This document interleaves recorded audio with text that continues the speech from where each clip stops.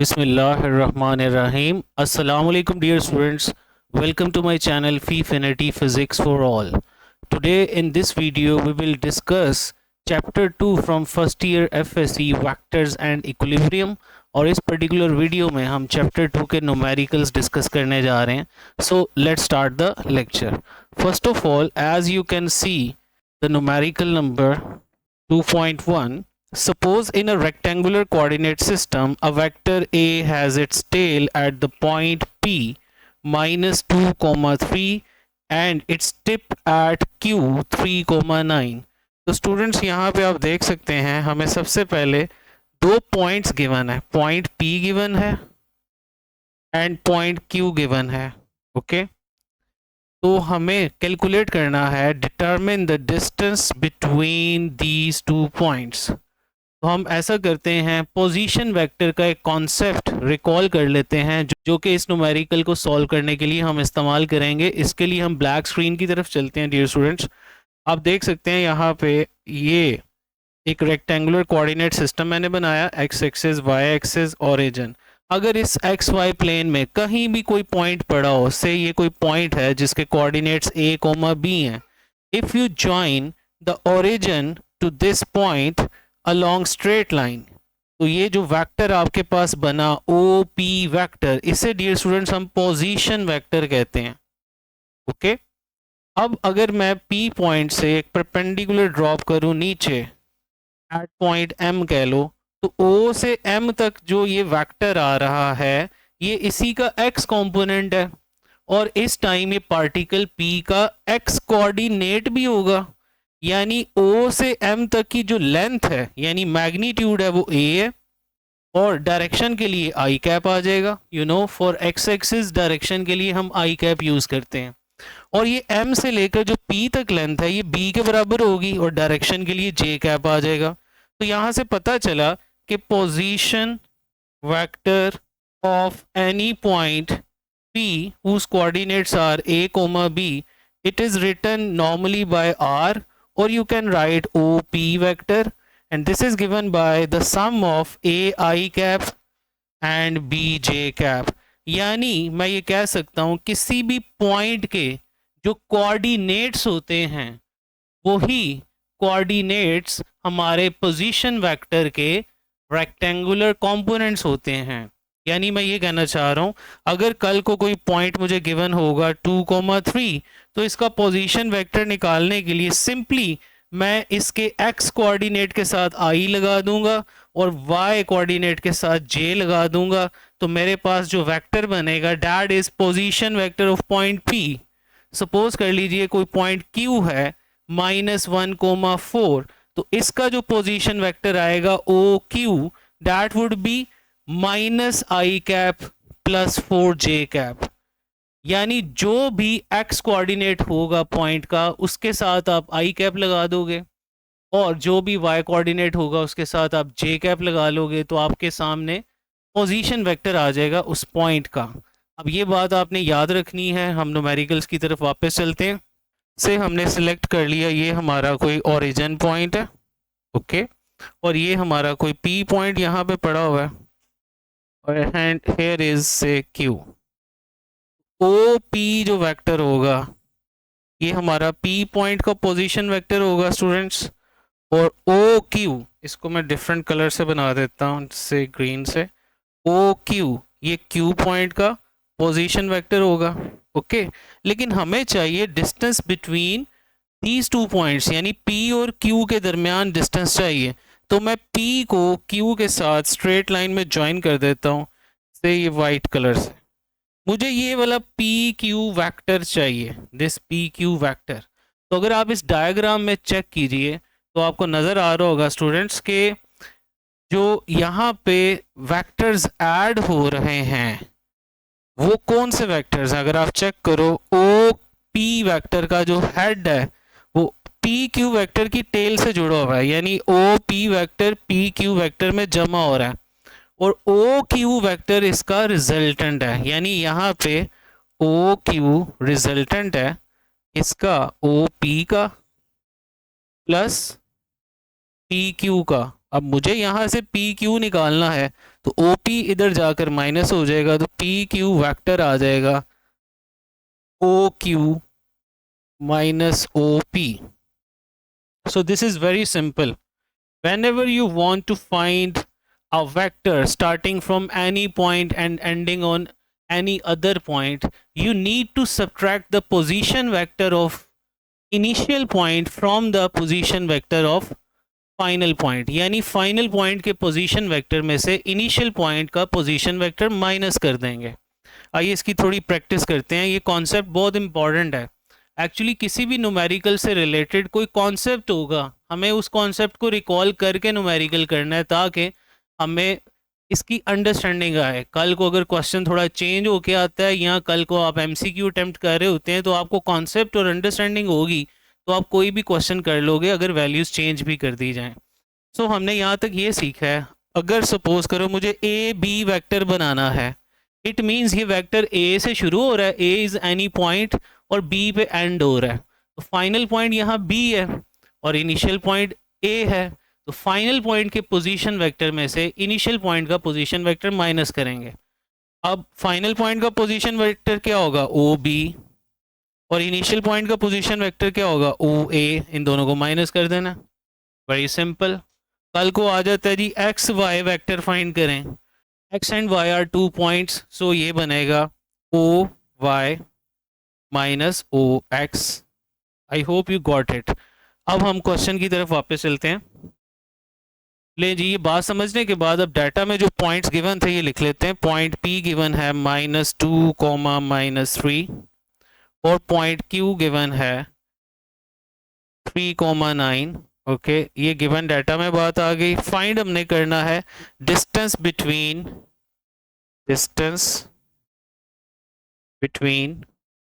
P and Q.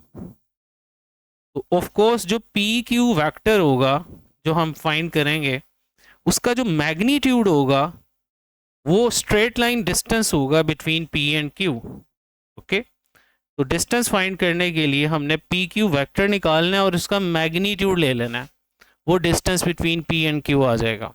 तो सबसे पहले हम कैलकुलेशन में लिखेंगे, इधर आप लिख लो, सिंस अगर हमारे पास पॉइंट ए कोमा बी हो तो इसका पोजीशन वेक्टर होता है A I cap plus B J cap. इसी तरह जो ओ पी वेक्टर होगा, हमारा पॉइंट क्या है, -2, -3, तो इसी के साथ आई जे लगा दो, यानी -2 I cap -3 J cap. I hope you are getting this point. Then O Q vector, Q point का पोजीशन वेक्टर होगा, this is 3 I cap plus 9 J cap. Okay, अब मुझे क्या निकालना है, पी क्यू वेक्टर। उसके लिए बेटे मुझे यहाँ पे ओ क्यू में से ओ पी माइनस करना है। तो आइए, ये जो हमने पहले डायग्राम के थ्रू ये बात समझी थी, इधर ये सॉल्व करते हैं। अब इसको P Q vector, O Q vector में से ओ पी माइनस करना है। O Q is 3i plus 9j, और ओ पी वैक्टर को माइनस करना है तो ओ पी वैक्टर के साइन बदल जाएंगे। ओके, -2i और -3j, ये बन जाएगा +2i प्लस 3j कैप। अब ये 3i और 2i ये मिलके 5i हो जाएगा, 5i कैप, और 9j और 3j मिलके ये 12j कैप हो जाएगा। अब यहाँ से अगर आपने इसका मैग्नीट्यूड फाइंड करना है, तो किसी भी वेक्टर के मैग्नीट्यूड को फाइंड करने का फार्मूला होता है स्क्वायर रूट के अंदर उसके दोनों कंपोनेंट्स का स्क्वायर लेते हैं, या तीनों कंपोनेंट्स भी हों, स्पेस की भी बात हो रही हो तो तीनों कंपोनेंट्स का स्क्वायर लेते हैं। तो यहाँ पी क्यू वैक्टर का एक्स कंपोनेंट है 5 का स्क्वायर, प्लस 12 का square. 5 square is 25, 12 square is 144, so this becomes under root 169, which becomes 13. So the distance between point P and Q is 13 units. Why units? We are not writing the unit meter because हमें नहीं पता इस सवाल में कि ये जो coordinates हमें पॉइंट्स के गिवन हैं ये किस यूनिट में है। That's why हम 13 मीटर लिखने की बजाय 13 यूनिट्स लिखेंगे। So the distance between P and Q is 13 units. Next question की तरफ मूव करते हैं students. A certain corner of a room is selected as the origin of rectangular coordinate system, and if an insect is sitting on an adjacent wall at a point having coordinates 2, 1, suppose कर लेते हैं हमारा ये जो x Y coordinate system में origin है, इस origin को हम मान लेते हैं ये हमारा कॉर्नर ऑफ रूम है, दिस इज रूम कॉर्नर, और यहाँ कोई पॉइंट है उसको नाम पी दे देते हैं 2, 1। इस पॉइंट के ऊपर यहाँ कोई इंसेक्ट बैठा हुआ है जी, और हमें फाइंड करना है इस इंसेक्ट का distance from the corner of the room, यानी हमें ओ पी वैक्टर की लेंथ फाइंड करनी है, ये ओ पी वैक्टर का मैग्नीट्यूड फाइंड करना है। तो आइए डाटा हम लिख लेते हैं। डाटा में सिर्फ एक पॉइंट गिवन है 2, 1, ये हमने लिख लिया, और साथ ही हमें फाइंड क्या करना है, distance of insect from corner of room, और यहाँ पे कॉर्नर हमने ओ को लिया हुआ है, यानी ओ पी वैक्टर का मैग्नीट्यूड फाइंड करना है। अब हमें पता है जी कि अगर हमारे पास पॉइंट ए कॉमा बी हो तो इसका पोजीशन वेक्टर ओ पी होता है A I cap plus B J cap. तो इस हिसाब से मैं ये कह सकता हूँ कि हमारा पॉइंट अगर 2, 1 हो जो कि गिवन है, तो इस टाइम ओ पी वैक्टर क्या बनेगा, that would B 2 I cap plus 1 J cap या सिंपली जे कैप। अब मुझे इसी का मैग्नीट्यूड निकालना है।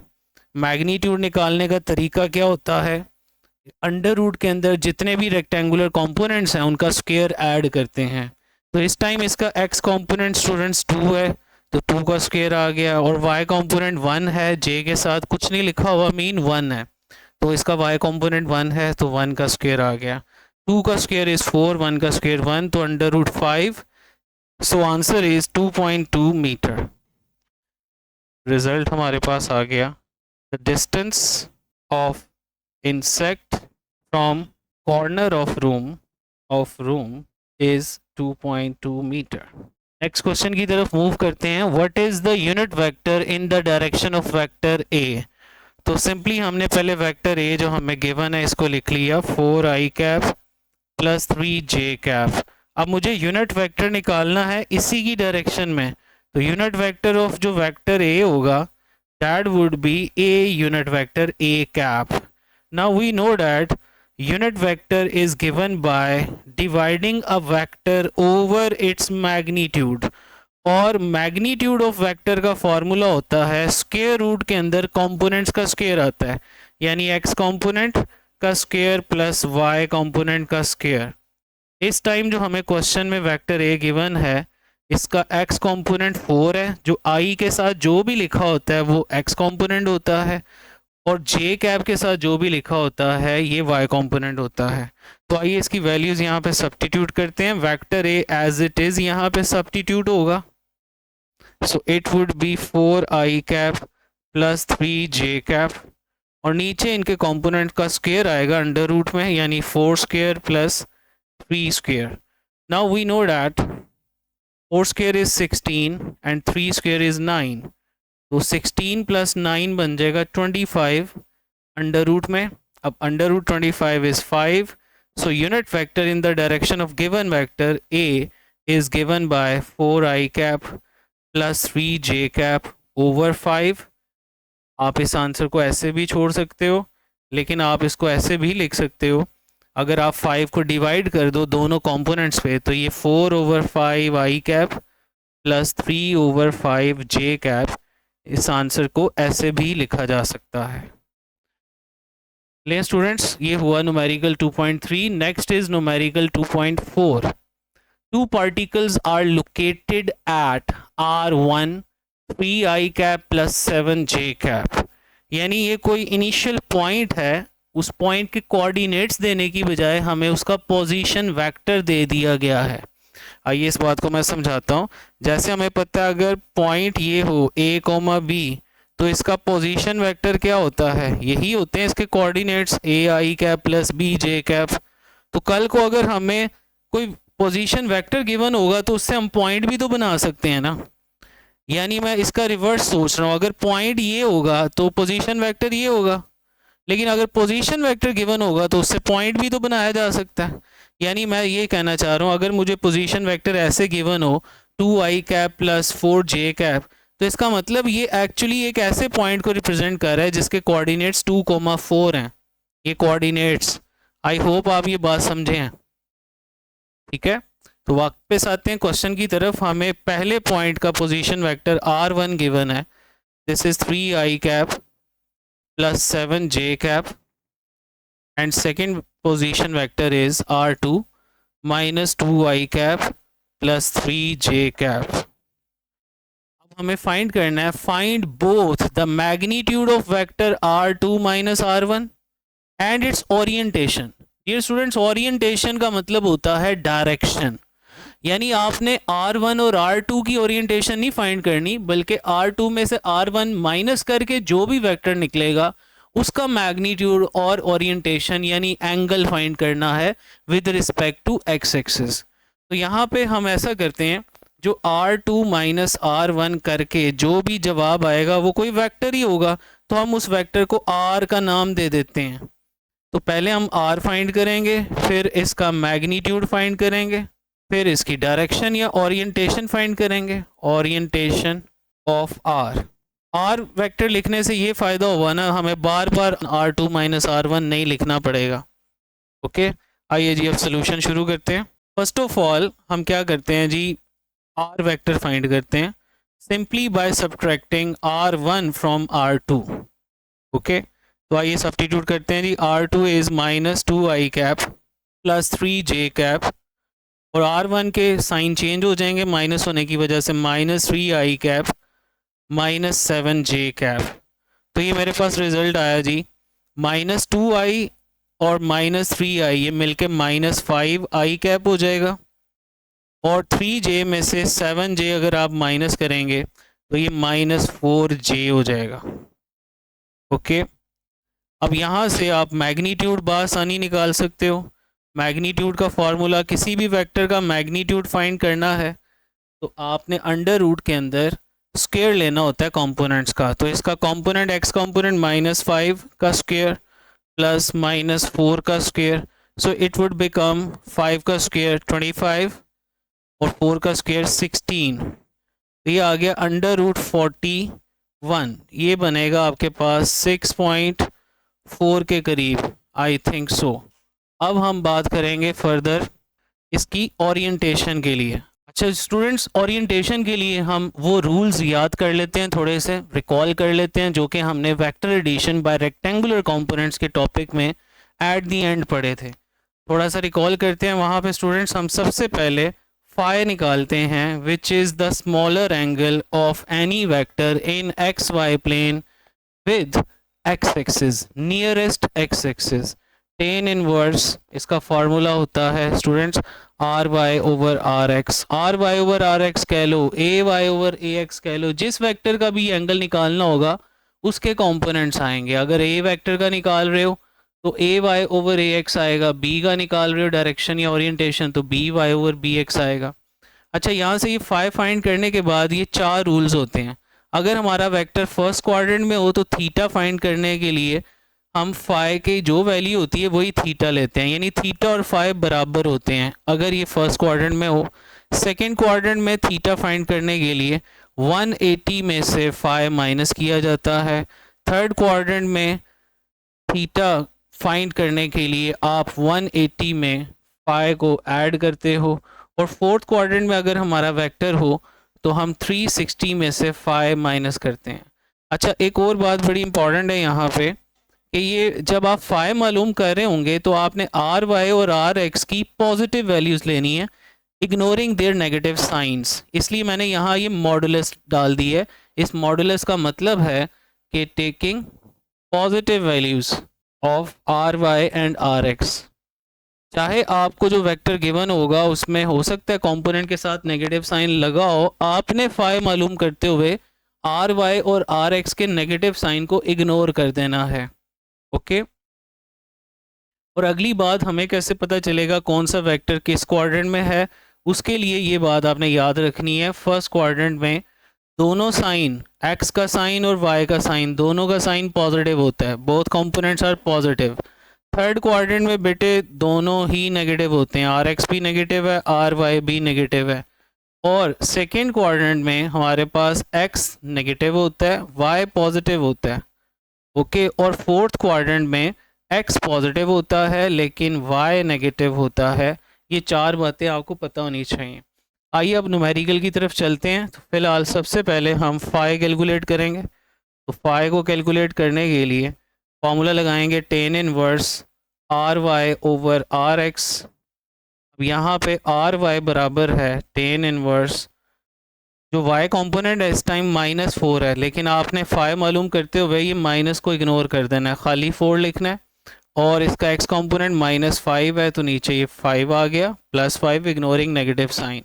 अगर आप टेन इनवर्स 4/5 को सॉल्व करें तो कैलकुलेटर जवाब आपको देगा दैट इज़ 38.65 डिग्री, जिसको राउंड ऑफ करके हम तकरीबन 39 डिग्री कह देते हैं। अब आप देखो, चूँकि हमारा इस टाइम जो वेक्टर है जिसका ओरिएंटेशन हम फाइंड कर रहे हैं उसके दोनों साइंस नेगेटिव हैं। तो अभी मैंने आपको बताया था जब साइन दोनों नेगेटिव हो तो वेक्टर थर्ड क्वाड्रेंट में लाई करता है। तो आप कहेंगे since R X is -5 and ry is -4, both components are negative, so r vector lies in third quadrant। अब थर्ड क्वाड्रेंट में हमें पता है थीटा फाइंड करने के लिए क्या करते हैं, 180 में ऐड कर देते हैं फाई को, यानी 180 डिग्री प्लस 39, ये बन जाएगा 219 degree. I hope you got this point. So this is all about the solution of numerical 2.4. Next numerical is 2.5. If a vector b is added to vector a, the result is 6i plus j cap। यानी हमें given है a plus b, यानी vector b को जब a में add किया गया तो जवाब आया 6i cap plus j cap। फिर वो कहता है जी if b is subtracted from a, यानी a माइनस b वो कह रहा है, तो रिजल्ट आता है जनाब ये -4i cap plus 7j cap, -4i cap plus 7j cap. we need to find the magnitude of vector a। what is magnitude of vector a? तो magnitude of vector a, इसको हम रिप्रेजेंट या तो vector A का sign डाल के ये modulus लगा देते हैं, या सिंपली आप इसे ए से रिप्रेजेंट कर सकते हो without vector sign, light face letter के साथ। आइए अब इसको सॉल्व करते हैं। जो गिवन हमें दो इक्वेशंस हैं उससे 1 और 2 कह देते हैं। हमें नज़र आ रहा है इक्वेशन 1 में +b मौजूद है और इक्वेशन 2 में -b मौजूद है। तो अगर मैं इन दोनों इक्वेशंस को ऐड कर दूं तो as a result +b -b के साथ कैंसिल हो जाएगा और a वेक्टर निकल आएगा। सो एडिंग इक्वेशंस 1 and 2 तो हम सिंपली इन दोनों इक्वेशंस को एज इट इज़ लिख लेते हैं। a plus b is given 6i cap plus j cap and a minus b is given -4i cap plus 7j cap. तो इनको जब आप ऐड करोगे स्टूडेंट्स, ये b वेक्टर कट हो जाएगा, plus b minus b cancel out हो जाएंगे और a और a वेक्टर ये दोनों ऐड होके a प्लस a 2a आ जाएगा, इक्वल टू 6i कैप में से ये 4i कैप माइनस हो जाएगा यानी 2i कैप बचेगा और 1j में 7j ऐड होके ये 8j हो जाएगा। अब यहाँ पे अभी जो हमारे पास ये वेक्टर आया है ये 2a वेक्टर है, हमें a वेक्टर चाहिए, तो ये जो 2 है इसको क्रॉस मल्टीप्लाई कर दें, राइट साइड पे जाके ये डिवाइड हो जाएगा। सो a वेक्टर आ जाएगा 2i cap plus 8j cap divided bye 2। अब इस 2 को आप डिवाइड कर दें दोनों कंपोनेंट्स के ऊपर, यानी 2i cap divided bye 2 plus 8j cap divided bye 2। 2 के साथ कैंसिल होके ये खाली i कैप बचेगा और 2 4 8 होता है तो 4j कैप आ गया। ये हमने students a vector find out कर लिया। अब इसका मैग्नीट्यूड फाइंड करना है तो उसके लिए फॉर्मूला होता है स्टूडेंट्स, अंडर रूट के अंदर कंपोनेंट्स का स्क्वायर करते हैं, एक्स कंपोनेंट का स्क्वायर प्लस वाई कंपोनेंट का स्क्वायर। इस टाइम एक्स कंपोनेंट 1 है क्योंकि आई के साथ कुछ नहीं लिखा हुआ, मतलब यहाँ 1 होगा, तो X component is 1 and Y component is 4। 1 का स्क्वायर इज़ 1 एंड 4 का स्क्वायर इज़ 16, तो 1 + 16 ये अंडर रूट 17 आएगा, which would be 4.1. So the magnitude of vector A is 4.1. Next numerical 2.6, given that A vector is 2i cap plus 3j cap and B vector is 3i cap minus 4j cap. Find the magnitude and angle of, angle का मतलब वही orientation या direction होता है students. Angle निकालने को कहा जाए किसी वेक्टर का, या उसकी ओरिएंटेशन निकालने को कहा जाए, या डायरेक्शन निकालने को कहा जाए, तो आपने वो एंगल फाइंड करना होता है स्टूडेंट्स जो वेक्टर एक्स वाई प्लेन में बनाता है with positive x axis in anti clockwise direction. Okay, तो हमें इस टाइम जो ए और बी वेक्टर्स गिवन हैं इन्हें हम एज इट इज़ लिख लेते हैं। हमें ए वेक्टर गिवन है 2i cap plus 3j cap and B vector is given 3i cap minus 4j cap. अब इसके ए पार्ट में स्टूडेंट्स आपने क्या फाइंड करना है, आपने सी वेक्टर फाइंड करना है which is actually sum of A and B. ये हमें क्वेश्चन में गिवन है, ए पार्ट में हमने सी वेक्टर फाइंड करना है और साथ ही हमने सी का मैग्नीट्यूड भी फाइंड करना है और इसका एंगल भी फाइंड करना है, एंगल ऑफ सी थीटा। और इसके बी पार्ट में स्टूडेंट्स हमने डी वेक्टर फाइंड करना है जिसको क्वेश्चन में डिफाइन किया हुआ है। 3 टाइम्स ऑफ ए वेक्टर में से 2 times of B vector minus करेंगे तो उसे डी वेक्टर कहते हैं, यानी 3 times of A minus 2 times of B. पहले हम ये फाइंड करेंगे, फिर इसका मैग्नीट्यूड भी फाइंड करेंगे और फिर इसका एंगल भी फाइंड करेंगे, angle of D with X axis in anti clockwise direction, that is theta. ले जी, पहले पार्ट में सिंपली हम जो दो वेक्टर्स गिवन है उनको ऐड करेंगे, उससे सी वेक्टर निकल आएगा, सिंपली ए प्लस बी। ए हमें गिवन है students 2i cap plus 3j cap और बी वेक्टर गिवन है 3i cap minus 4j cap. तो आई में ऐड होगा, जे में ऐड होगा, तो 2i cap plus 3i cap ये बन गया 5i cap plus 3j cap minus 4j cap ये बनेगा minus j cap, so this becomes minus j cap. तो ये c वेक्टर निकल आया। अब यहाँ से मुझे इसकी मैग्नीट्यूड कैलकुलेट करनी है, तो किसी भी वेक्टर की मैग्नीट्यूड कैलकुलेट करनी हो अंडर रूट के अंदर कंपोनेंट्स का स्क्वायर आता है, यानी cx का स्क्वायर प्लस cy का स्क्वायर। यहाँ पे स्टूडेंट्स आपके सामने है x कंपोनेंट इसका 5 है और y कंपोनेंट -1 है, तो ये बनेगा 25 plus 1 that is under root 26 और अंडर रूट 26 होता है 5.1 स्टूडेंट्स। तो सी वेक्टर का मैग्नीट्यूड आ गया 5.1। अब इसका एंगल फाइंड करना है, तो एंगल के लिए हम सबसे पहले फाई निकालते हैं।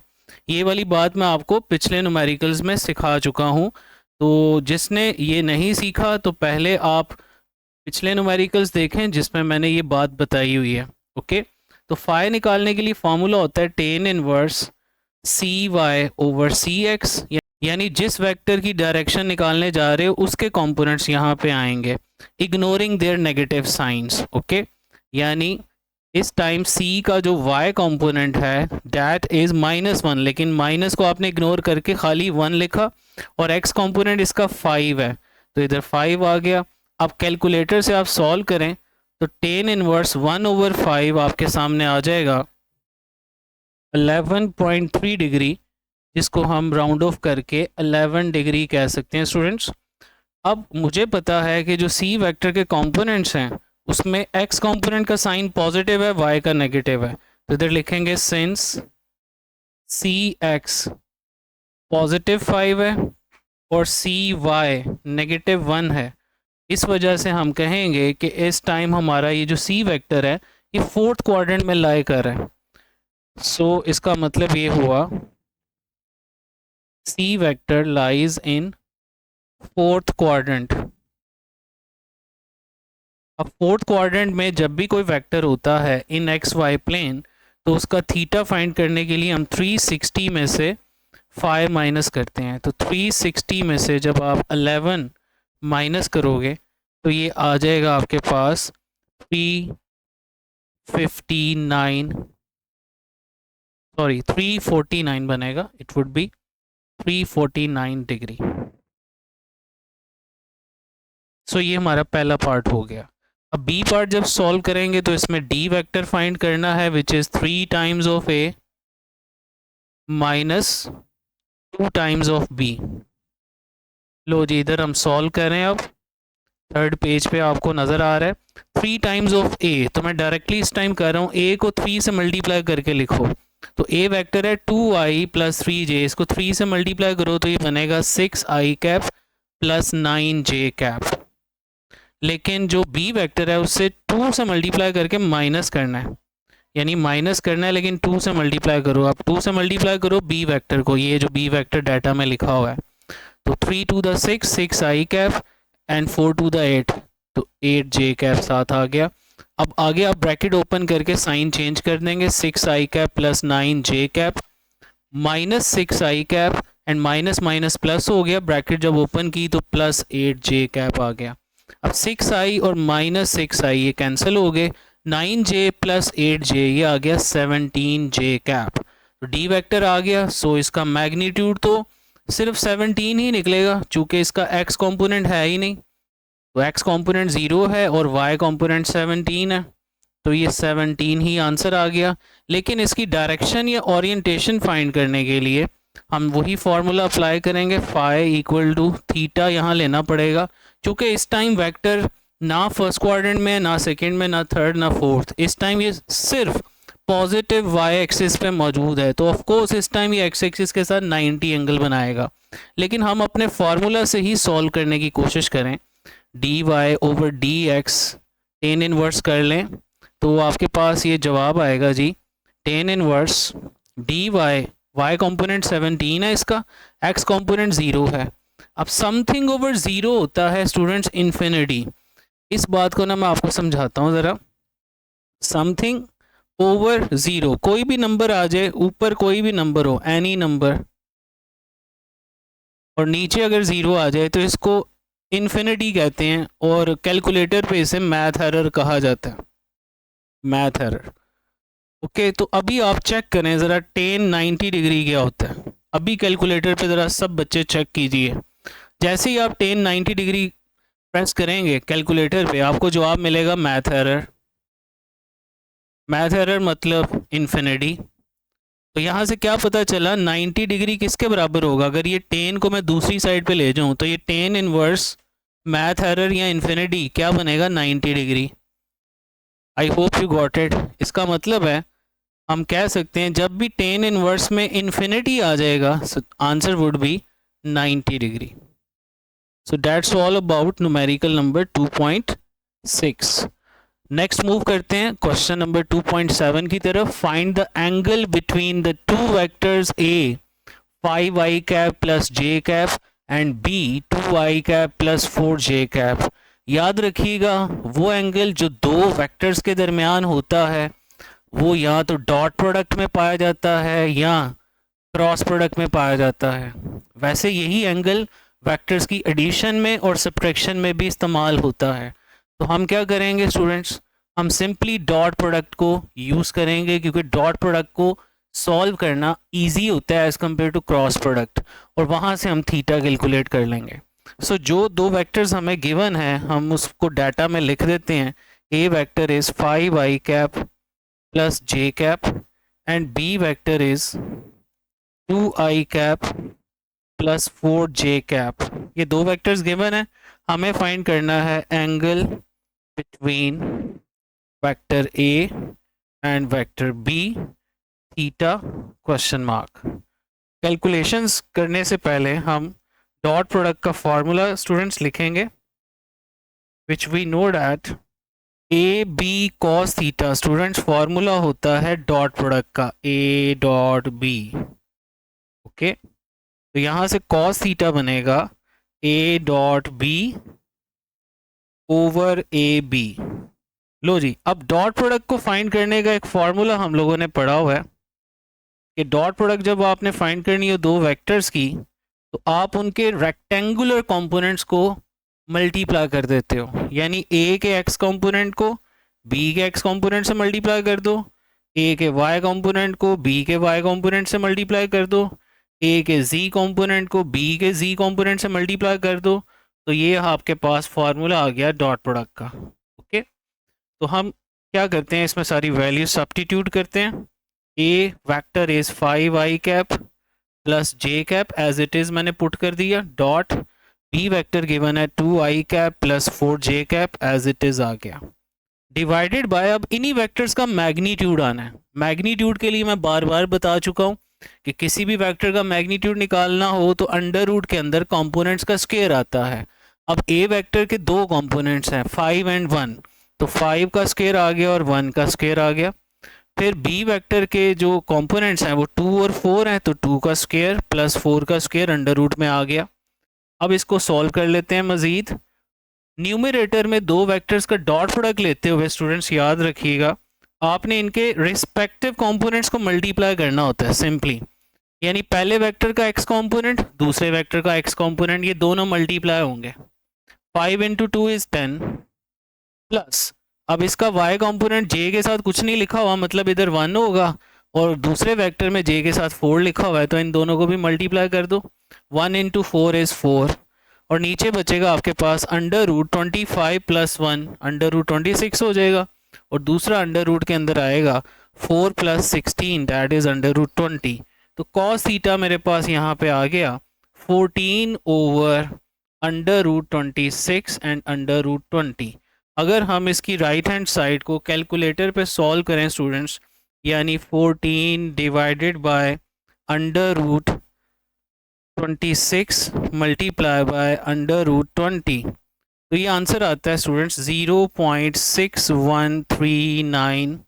अगर इसका कॉज इनवर्स कर लिया जाए अब यहाँ पे इस वैल्यू का, तो हमारे पास थीटा निकल आएगा कॉज इनवर्स 0.6139। तो इसका कॉज इनवर्स कर लेते हैं, कॉज इनवर्स ऑफ आंसर। सो ये आंसर आया हमारे पास स्टूडेंट्स 52.12 डिग्री, जिसको हम राउंड ऑफ करके सिंपली 52 डिग्री कह सकते हैं। So the angle between the two given vectors A and B is 52 degree. Next numerical is 2.8. Find the work done when the point of application of force. ये students हमें force given है 3i cap plus 2j cap, तो data में मैंने as it is force को लिख दिया जो हमें गिवन है 3i cap plus 2j cap, लेकिन हमें नहीं बताया गया ये फोर्स न्यूटन में है कि नहीं। ओके, यानी यूनिट्स के बारे में कुछ इन्फॉर्मेशन नहीं है। ओके, नेक्स्ट क्वेश्चन पढ़ते हैं।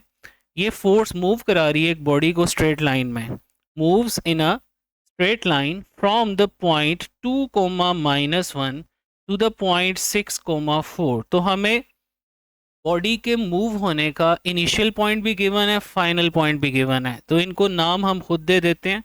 से हमारा जो इनिशियल पॉइंट है जहाँ से बॉडी ने स्टार्ट किया है, दिस इज से P या A कह दो, A2, -1, और जो फाइनल पॉइंट है, final point that is B, उसके कोऑर्डिनेट्स हैं 6, 4।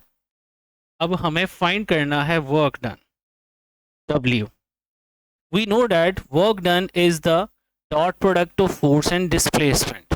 हमें फोर्स तो इस टाइम रेक्टेंगुलर कंपोनेंट्स की शक्ल में गिवन है, लेकिन डिस्प्लेसमेंट गिवन नहीं है, तो डिस्प्लेसमेंट हमें यहाँ फाइंड करना पड़ेगा।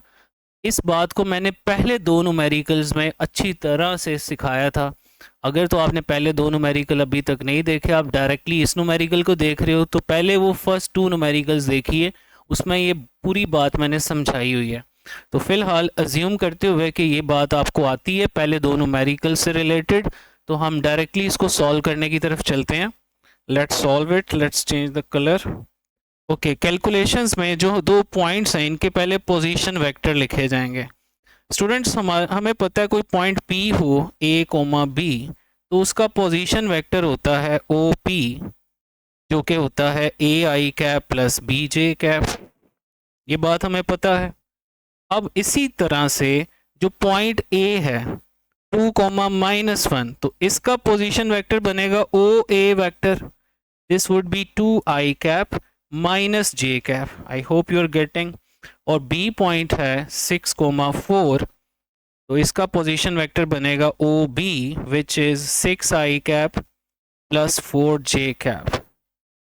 अब मुझे निकालना है displacement from A to B. A initial point है, बी फाइनल पॉइंट है। तो मैं कहूँगा जो इस टाइम मेरा डिस्प्लेसमेंट है वो स्टार्ट हो रहा है ए से, एंड हो रहा है बी से, तो ये ए बी वेक्टर होगा। अब ये बात मैंने फर्स्ट 2 न्यूमेरिकल्स में आपको सिखाई थी कि जब भी किसी इनिशियल पॉइंट से फाइनल पॉइंट तक का वेक्टर फाइंड करना हो तो फाइनल पॉइंट के पोजीशन वेक्टर में से यानी ओ बी वेक्टर में से इनिशियल पॉइंट का पोजीशन वेक्टर माइनस करेंगे, यानी ओ ए माइनस करेंगे। अब ओ बी हमने फाइंड किया हुआ है, this is 6i plus 4j, और ओ ए भी फाइंड किया हुआ है लेकिन उसके साइन बदल जाएंगे। ओ ए में 2i माइनस जे है, वो बन जाएगा -2i प्लस जे। अब इनको ऐड करके देख लीजिए, 6i में से 2i माइनस होगा 4i आ जाएगा, और 4j में j ऐड होगा तो 5j आ जाएगा। ये डिस्प्लेसमेंट आ गया in terms of rectangular components. अब हम जानते हैं कि जो डॉट प्रोडक्ट का एक फॉर्मूला होता है हमारे पास, this is A X B X plus A Y B Y plus A Z B Z. इसी तरह वर्क भी डॉट प्रोडक्ट होता है फोर्स और डिस्प्लेसमेंट का।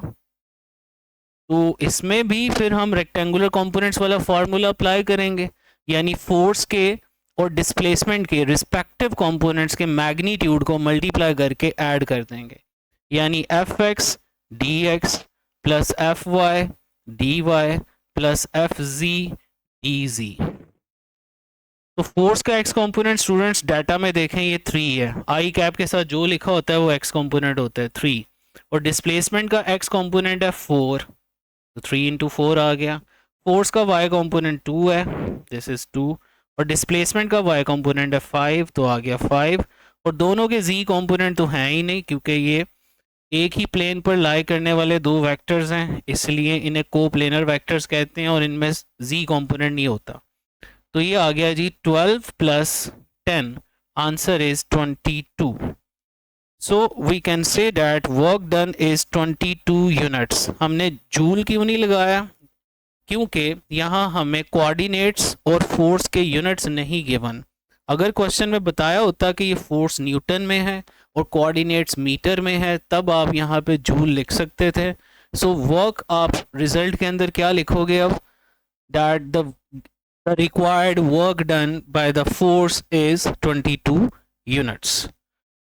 नेक्स्ट क्वेश्चन की तरफ चलते हैं जी। 2.9 should add the three vectors I cap plus j cap plus k cap comma 2i cap minus 3j cap plus k cap and 4i cap plus j cap minus 5k cap। ये 3 vectors हमें given है और हमने साबित करना है कि वो म्यूचुअली परपेंडिकुलर है। स्टूडेंट्स यहाँ पे बात आपको एक रिकॉल करने की ज़रूरत है। आपने ये बात करेक्टरिस्टिक्स ऑफ स्केलर प्रोडक्ट या डॉट प्रोडक्ट में ये बात पढ़ी होगी आपने कि जब भी दो वेक्टर्स परपेंडिकुलर होते हैं तो उनकी डॉट प्रोडक्ट लाजमन ज़ीरो होती है। अगर आप याद करें डॉट प्रोडक्ट का formula A B cos theta, अगर दो वेक्टर्स के दरमियान एंगल 90 होगा तो आप जानते हो कॉस 90 ज़ीरो होता है, तो डॉट प्रोडक्ट उनकी मस्ट ज़ीरो होती है। यानी हमने ये साबित करना है कि ये तीनों वेक्टर्स की आपस में जो डॉट प्रोडक्ट है it must be zero.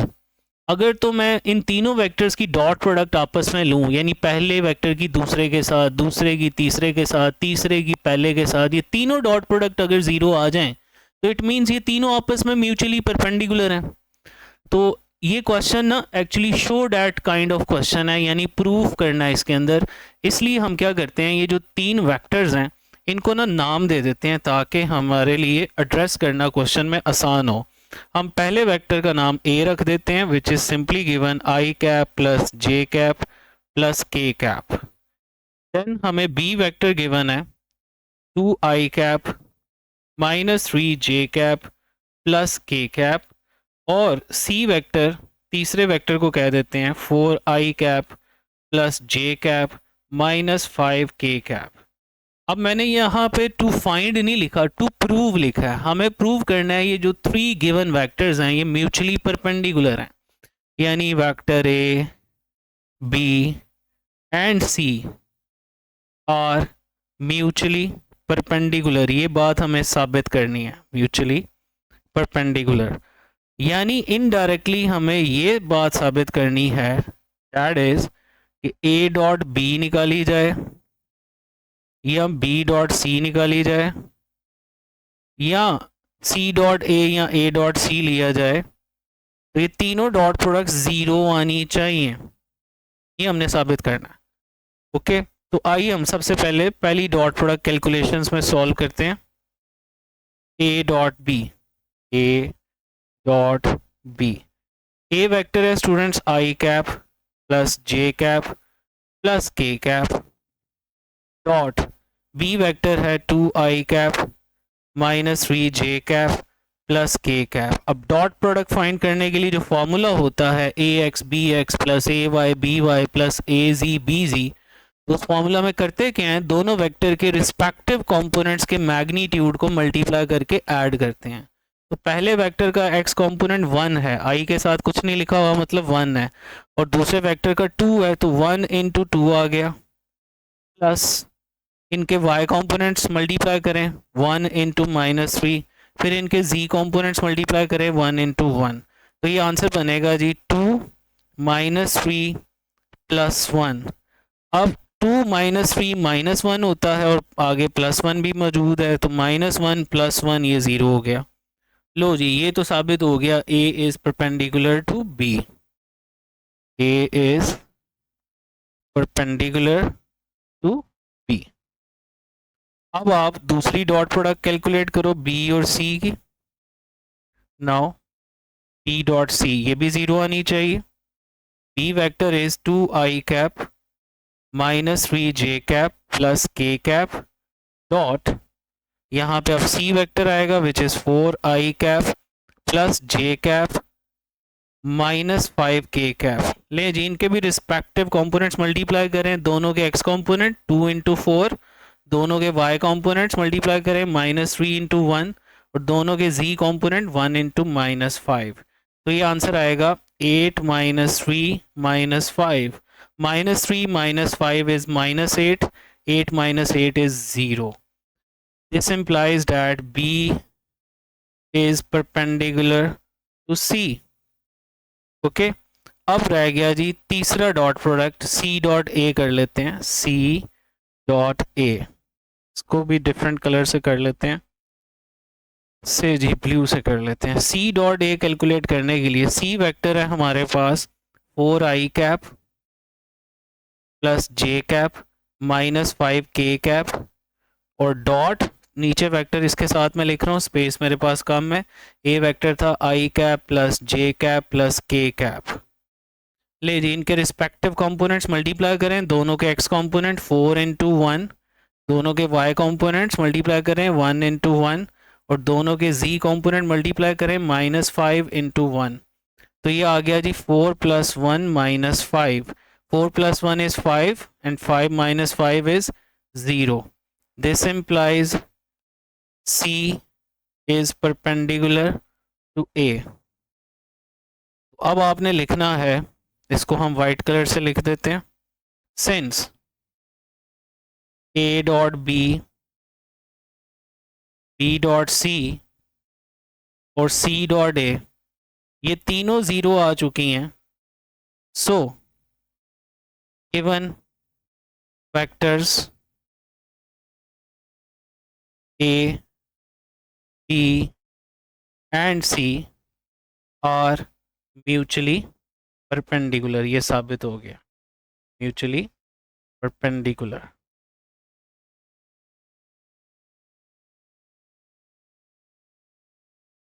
Next question is given that A vector I cap minus 2j cap plus 3k cap, ये वेक्टर हमें गिवन है जी A, और B वेक्टर गिवन है 3i cap minus 4k cap. हमें find करना है, find the projection of A on B. पहले हम projection of A on B का कॉन्सेप्ट ले लेते हैं। अगर स्टूडेंट सपोज कीजिए ये मेरे पास कोई वेक्टर ए है और ये कोई वेक्टर बी है और इनकी कॉमन टेल्स के दरमियान जो स्मॉलर एंगल है that is theta.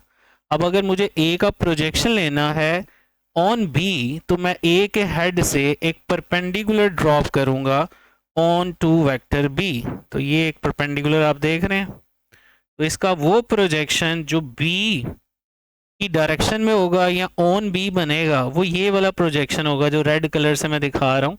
This is actually A cos theta. अगर आपको प्रोजेक्शन ऑफ बी ऑन ए पूछा होता तो तब आपने बी कॉस थीटा फाइंड करना था। ठीक है, तो हम डायग्राम भी बना दी, शो भी कर दिया ये ए कॉस थीटा किधर है। It is the projection of A on B. तो ए वेक्टर और बी वेक्टर जो गिवन है इनको डायरेक्टली हम लिख लेते हैं। Vector A is given I cap minus 2j cap plus 3k cap and B vector is given 3i cap minus 4k cap. अच्छा, इस वेक्टर में आप जरा नोटिस कीजिए कि j मौजूद नहीं है, j कैप मौजूद नहीं है। इट मीन्स जो इसका y कंपोनेंट है वो 0 है, यानी मैं इसे 0j तो लिख ही सकता हूँ। तो ये बन जाएगा 3i cap plus 0j cap minus 4k cap.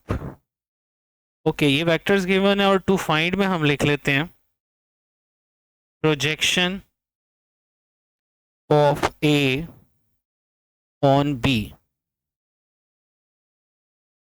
That is I need to find A cos of theta. तो आप जानते हो ए कॉस थीटा एक्चुअली मौजूद होता है डॉट प्रोडक्ट के फॉर्मूला में। तो हम डॉट प्रोडक्ट का फॉर्मूला इस्तेमाल करते हुए ए कॉस थीटा बासानी फाइंड करेंगे। We know that A B cos theta is the formula of A dot B. आप यूजुअली इस फॉर्मूला को ऐसे लिखते हो ना, A dot B equal A B cos theta, या ये लिख लो A B cos theta equal to A dot B, बात एक ही है।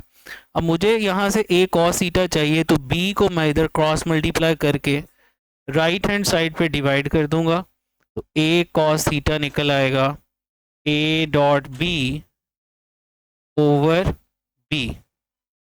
ले जी, अब वैल्यूज इसमें पुट करते हैं। A cos theta is equal to A vector as it is मैंने पुट कर दिया which is i cap minus 2j cap plus 3k cap और डॉट आ गया बीच में, फिर B vector as it is लिख देते हैं which is 3i cap plus 0j cap minus 4k cap divided by B का magnitude.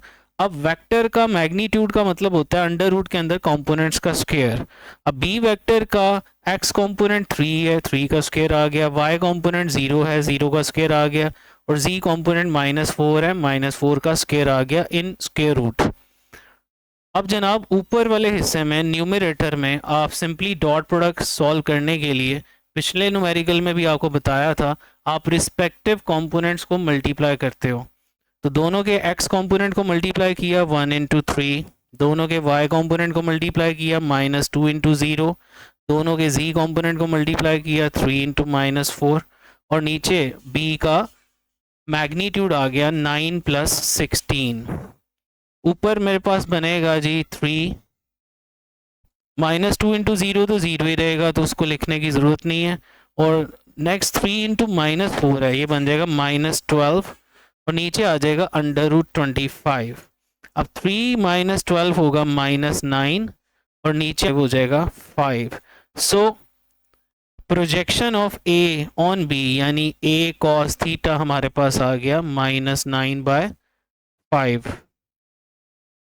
Next numerical is 2.11। Vectors A, B and C are 4 units north, 3 units west and 8 units east। अभी तक जो भी हम question solve कर रहे थे इस तरह के फॉर्मेट में वेक्टर्स को गिवन होना ये पहली दफ़ा से गिवन है। मतलब हमेशा हमें जब भी वेक्टर्स गिवन थे अभी तक जो हम सॉल्व कर रहे थे उसमें वेक्टर्स i, j, k के फॉर्मेट में गिवन थे, यानी रेक्टेंगुलर कंपोनेंट्स की शक्ल में। लेकिन इस दफ़ा सवाल में हमें वेक्टर्स का मैग्नीट्यूड अलहदा से बताया गया और उनकी डायरेक्शन अलहदा से बताई गई है। तो हम एज इट इज़ जो क्वेश्चन में गिवन है पहले हम ये डाटा में लिख देते हैं। यानी हम लिखेंगे जी वेक्टर ए जो है ये 4 यूनिट्स लेंथ है इसकी और नॉर्थ इसकी डायरेक्शन है, अलोंग नॉर्थ। ओके, फिर हमारा जो बी वेक्टर है this is 3 units west, 3 units इसका मैग्नीट्यूड है और डायरेक्शन इसकी है west. In the same way हमारे पास तीसरा वेक्टर सी है जिसका मैग्नीट्यूड 8 यूनिट्स है और डायरेक्शन है जनाब ईस्ट। ये हमने डाटा में लिख लिया। अब फाइंड में 3 पार्ट्स हैं। पहले पार्ट में हमें ए क्रॉस बी फाइंड करना है। ए क्रॉस बी का मतलब इसे वेक्टर फॉर्म में फाइंड करना है। फिर हमें बी पार्ट में ए क्रॉस सी फाइंड करना है, यानी cross product of A and C. और सी पार्ट में हमें बी क्रॉस सी फाइंड करना है। आपको पता है जी क्रॉस प्रोडक्ट का फॉर्मूला होता है A B sine theta N cap. A cross B equal to A B sine theta N cap. तो यहाँ हम ए बी गिवन है, हमें दोनों का मैग्नीट्यूड्स भी गिवन है, लेकिन ए और बी के दरमियान एंगल को क्लियर करने के लिए हम क्या करेंगे, यहाँ पे अपने रेफरेंस के लिए ए बी और सी को यहाँ बना के दिखा देते हैं। यानी आपको पता है जो स्टैंडर्ड डायरेक्शंस होती हैं हमारे पास, वी नो अबाउट इट, कि वो कुछ इस तरह होती हैं। अगर हम ये नॉर्थ लेते हैं फॉरवर्ड डायरेक्शन तो बैकवर्ड साउथ होती है, राइट पे ईस्ट होता है, लेफ्ट पे वेस्ट होता है। ये स्टैंडर्ड डायरेक्शंस हैं। अब हमारा पहला वेक्टर नॉर्थ की तरफ है और 4 यूनिट्स उसका मैग्नीट्यूड है, तो ये ए वेक्टर एक ऐसे बना दें नॉर्थ की तरफ, उसके साथ ए वेक्टर लिख दें। सपोज कर लें कि मैग्नीट्यूड इसका 4 है इस टाइम, और 3 यूनिट्स का वेक्टर बनाएंगे वेस्ट की तरफ, यानी इससे थोड़ा छोटा वेक्टर होगा वो लेंथ में, लेकिन डायरेक्शन वेस्ट की तरफ होगी। इससे मैं डिफरेंट कलर से बना देता हूँ, रेड से बना देते हैं, यानी वो कुछ इस तरफ होगा। This is B vector. अब सी वेक्टर जो है थर्ड वेक्टर वो 8 यूनिट्स है, यानी इसकी लेंथ इन दोनों से ज़्यादा होगी और डायरेक्शन ईस्ट की तरफ होगी। इस वाले वेक्टर को मैं बना देता हूँ जनाब येलो कलर से। वो सी वेक्टर की डायरेक्शन ईस्ट की तरफ है, ईस्ट राइट की तरफ होता है, यानी सी वेक्टर कुछ इस तरह होगा जी हमारा, लाइक दिस। अब ये बातें हम जहन में रखते हुए पहला पार्ट स्टार्ट करते हैं, which is A cross B. अब ए क्रॉस बी होता है A B sine theta N cap. अब इस टाइम अगर आप देखो ए वेक्टर हमारा बिल्कुल फॉरवर्ड डायरेक्शन में है, या इस टाइम वर्टिकल बोर्ड के हिसाब से अप डायरेक्शन आप कह सकते हो, तो इसको ग्रीन कलर से ही मैं बनाता हूँ। ये ए वेक्टर है बेटे। अगर वेक्टर ए और बी की टेल्स को कॉमन करूँ मैं, तो आप देख सकते हो यहाँ पे ए और बी की कॉमन टेल्स में जो एंगल आ रहा है दिस इज़ 90 डिग्री। सो हम यहाँ 90 डिग्री थीटा की जगह पुट कर सकते हैं। अब ए की जगह आ जाएगा मैग्नीट्यूड 4 यूनिट्स, बी का मैग्नीट्यूड 3 यूनिट्स, एंगल 90, और एन कैप को फिलहाल ऐसे ही रहने देते हैं। साइन 90 डिग्री 1 होता है, we know that sine 90 degree is 1। So हमारे पास ए क्रॉस बी निकल आया 4 3 द 12 यूनिट्स इसका मैग्नीट्यूड होगा और साथ एन कैप डायरेक्शन होगी। अब अगर आप राइट हैंड रूल अप्लाई करें और अपनी फिंगर्स को, राइट हैंड की फिंगर्स को ए वेक्टर से बी वेक्टर की तरफ रोटेट करें, तो आपके पास जो थंब आएगा वो वर्टिकली अपवर्ड आएगा। ठीक है, सो बाय राइट हैंड रूल हम इसे लिख सकते हैं। इसका आंसर बनेगा 12 यूनिट्स मैग्नीट्यूड में और डायरेक्शन में ये वर्टिकली अपवर्ड होगा, वर्टिकली अपवर्ड। अब हम बी पार्ट की तरफ आते हैं जी। बी पार्ट के लिए मुझे सॉल्व करना है A cross C. A cross C is A C sine theta N cap. A का मैग्नीट्यूड है 4 यूनिट्स, सी का मैग्नीट्यूड है 8 यूनिट्स, और अगर आप ए और सी को भी कॉमन टेल्स पे लाकर देखें तो इनके दरमियान भी 90 एंगल ही बनेगा।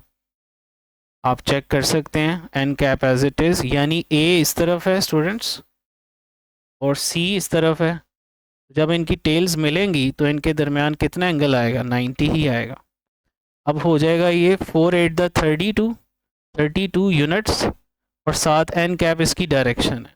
अब अगर आप ए से सी की तरफ अपनी फिंगर्स घुमाएं, टर्न करें, रोटेट करें तो थंब शो करेगा वर्टिकली डाउनवर्ड। सो ए क्रॉस सी मेरे पास आ गया, ए क्रॉस सी 32 units downward, 32 units downward. Next हम सी पार्ट की तरफ मूव करते हैं, कलर चेंज कर लेते हैं, से हम ब्लू से लिखते हैं जी। ओके, सी पार्ट में we need to find B cross C, that would be B C sine theta N cap. B का मैग्नीट्यूड है 3 यूनिट्स, बी का मैग्नीट्यूड है 3 यूनिट्स, सी का मैग्नीट्यूड है 8 यूनिट्स, और इनके दरमियान एंगल स्टूडेंट्स क्या बन रहा है, ज़रा गौर से देखो।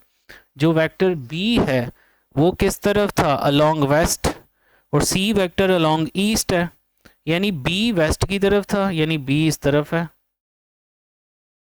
और सी वेक्टर ईस्ट की तरफ था, यानी इसके ऑपोजिट ये था।